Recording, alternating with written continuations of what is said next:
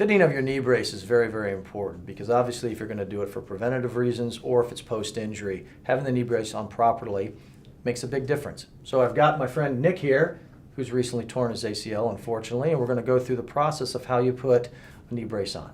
You ready, Nick? Yes, Tom. All right, here we go.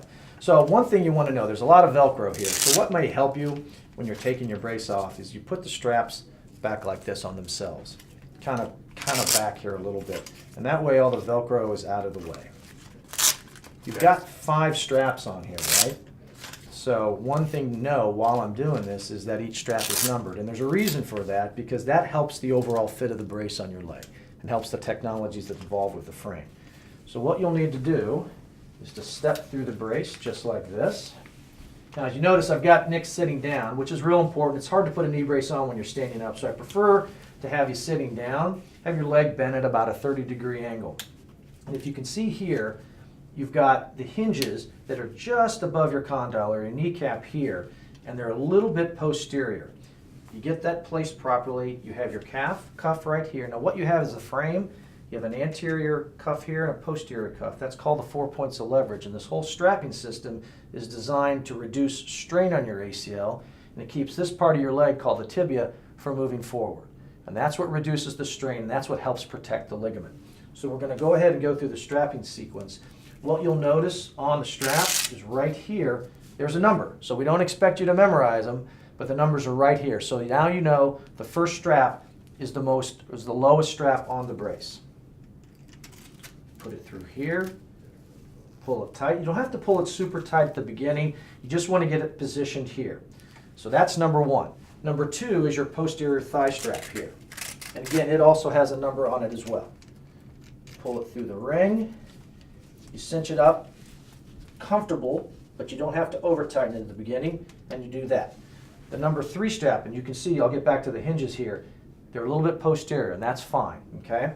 The number 3 strap is just right below the number 2 strap. Put that through, and that fits all right so far? Good. Okay. You bring that there. Now the number 4 strap, which is right here, is the most important strap of the brace. This is what puts the force on your tibia to keep it from moving forward, and that's really the critical part about protecting your ACL, whether it's been injured or you're trying to prevent injury.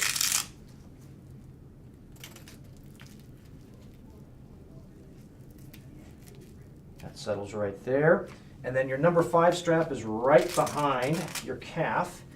Now one suggestion here that works really well, once you've put this brace on the first time, you probably do not have to disengage this strap a second or third time. That's pretty much set each time. So every time you put the brace on, 1, 2, 3, and 4, those are the ones you're going to adjust every time based upon your level of activity. All right.